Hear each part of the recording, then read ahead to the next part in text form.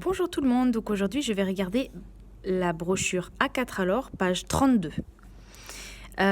Donc en anglais vous avez un grand nombre de consonnes qui sont silencieuses, un petit peu comme en français, vous avez, comme j'utilise toujours, le mot beaucoup, où le P n'est pas prononcé. Donc en anglais il y a aussi toute une histoire derrière ces consonnes silencieuses.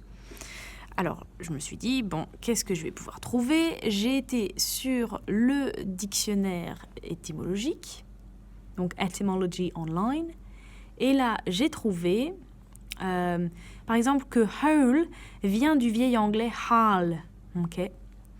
Et qu'en fait, au XVe siècle, il y avait d'autres mots qui étaient écrits avec un W et un H, qui étaient aussi prononcés he, et pour créer une sorte d'harmonie, on a, au XVe siècle, donc on a rajouté un W qui n'avait rien à voir à faire là, le W de whole.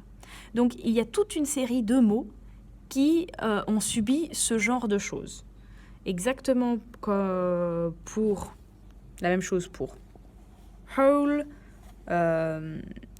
et je sais plus, j'avais vu aussi pour whole. Vous avez la même chose, donc c'était un ajout en fait. Donc si on regarde la section WH du dictionnaire étymologique, vous voyez, c'est un respelling du vieil anglais wh. Donc dans certains cas, quand dans certains cas comme par exemple whisk ou whisky ou what ou whish, vous aviez vraiment une prononciation à l'origine qui était donc avec un h et un w en même temps, which, what, un peu comme en irlandais on entend encore, ou parfois aussi en Écosse. Mais vous avez aussi par analogie toute une série de mots à qui on a rajouté au XVe siècle ce fameux W. Donc vous avez donc des petits problèmes comme ça, des irrégularités dans l'orthographe qui étaient faits en fait pour régulariser l'orthographe. Donc un petit peu paradoxal, mais voilà. Et alors je me suis dit, tiens, thumb, pourquoi est-ce qu'on le dit thumb avec un B? D'où ça vient? Alors, mais avant de parler de thumb, je vais parler de dumb. Parce qu'en fait, si on regarde bien dans le vieil anglais, en fait, c'est marqué dumb. Okay? Et en proto-germanique, donc l'origine du mot, ce serait dumbaz, un truc comme ça. Donc le B, en fait, était prononcé encore à l'origine. Par contre, vous avez des mots comme thumb, thumb, donc le mot thumb, qui à l'origine n'a pas du tout de B, mais pareil, par analogie, vous voyez, c'est thuma, thuma, et le B a été rajouté plus tard, en fait. Que je retrouve l'endroit où il y avait le B. Voilà. Unetymological spelling with B. Donc là, c'était plutôt 13e siècle, encore plus avant. Donc c'était probablement l'influence de dumb ou aussi de limb. Ok. Donc j'avais regardé aussi lamb. Si on regarde le mot lamb, donc le petit agneau. On regarde là, voilà. Vous avez, ça vient du vieil anglais lamb ou lamb ou lemb, vous voyez, en fonction des endroits. Donc à l'origine, on a bien le fameux B en vieil anglais. En gothique, on a aussi un B. Par contre, en Dutch, on ne prononce pas le B. Il n'y avait pas de B. Donc vous voyez, c'est assez intéressant de voir qu'en fait, il y a toute une origine, toute une histoire derrière ces mots. J'ai cherché aussi le mot drought, donc dry. Et vous avez en fait en hollandais quelque chose qui c'est droog. Et ça ressemble assez à la prononciation de drought. Donc je vais juste revenir. Je crois que j'avais drought ici. Voilà. Donc là, vous avez quelque chose comme drogath, peut-être même. Et si on écoute le hollandais, droogte pour drought, ça ressemble un petit peu à la prononciation de l'époque du Old English. Droogte. Voilà. Droogte. Voilà. Donc, ce que je vous conseille, En fait, c'est de les lire à voix haute. Honest, honor, hour. Si vous êtes un petit peu curieux, vous pouvez aller sur le dictionnaire étymologique. Ok, etymology online. Etymonline, en fait, .com.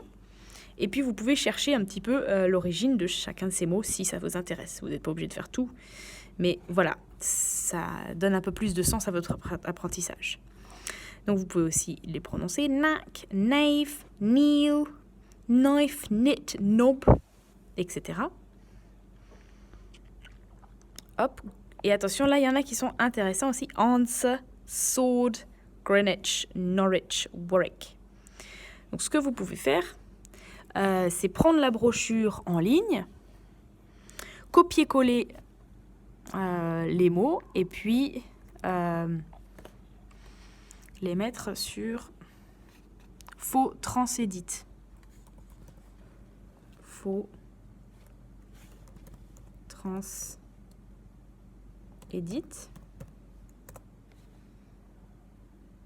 Voilà. Ouais. Donc, si vous voulez faire ça en masse, vous pouvez faire ça sur faux transédite. Text to phonetics, par exemple. Vous faites copier-coller. Ici. Vérifiez bien la receive pronunciation.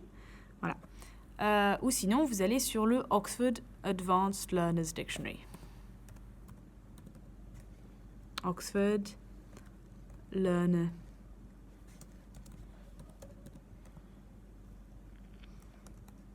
Voilà. Et là, vous pouvez taper vos mots pour être sûr. Voilà. Alors, moi, ce que je vais faire, c'est que je vais mettre à les transcrire. Donc, je vous conseille de les transcrire. Et donc, mettez bien hop, le stress mark, honest. Donc là, la slash, hop, honest. On va mettre au-dessus. Avec le stress, attention. Hour. Ok, avec le stress. Donc vous pouvez faire ça pour tout. Tac, tac, tac, tac, tac, tac. Vérifiez celui-là. Greenwich, whistle. Hop, on va faire ça. Tac. Whistle. Alors, j'arrive pas bien. Donc, whistle. Ensuite, wrestle. Wrestle. Etc. Ok. Donc, je vous conseille de le faire. Vous pouvez ensuite réviser. Puis, de temps en temps, hop, vous faites comme ça, vous fermez les yeux, pouf, vous mettez votre doigt dessus. Désolée, j'ai les doigts pleins d'encre de stabilo. Climb, ok, donc j'essaie de vérifier, est-ce que dans ma tête, je suis capable de le transcrire en API. Donc je sais que c'est un K, mentalement je visualise un L, et le I, donc il faut bien que je le prononce avec le petit Do comme ça, et ensuite le I majuscule, petit I majuscule, donc je ne prononce pas le B, hop, K, et voilà. Donc, je vous conseille de le faire. Hop, voilà. Tac. Tiens, je suis tombée sur Ho. OK. Et je fais ça. Tac. Un H. Ho. Alors. Et voilà. Ho. Il n'y a pas de R en british. En anglais, britannique. Du sud. Standard du sud. Donc, mais en américain, ça va être horror. En américain, ici, vous allez avoir honest. Honest. Ok, attention. Honor. Donc là, on va avoir quelque chose comme honor avec la marque de rhoticité. Honor. Honor. Ok. Gnome. Donc là, vous pouvez le barrer, par exemple. Ça peut être intéressant de faire comme ça. Vous barrez tous les trucs plutôt que de les mettre en gras. Voilà. Gnome en britannique avec le cheval et le horseshoe. Gnome avec, faut pas que j'oublie le M. Gnome, et par contre en américain ça va être no, un O bien gros rond et un M. Gnome. Ok, etc., etc. Ok, n'oubliez pas que Lincoln, Norfolk, Suffolk, il n'y a plus de L.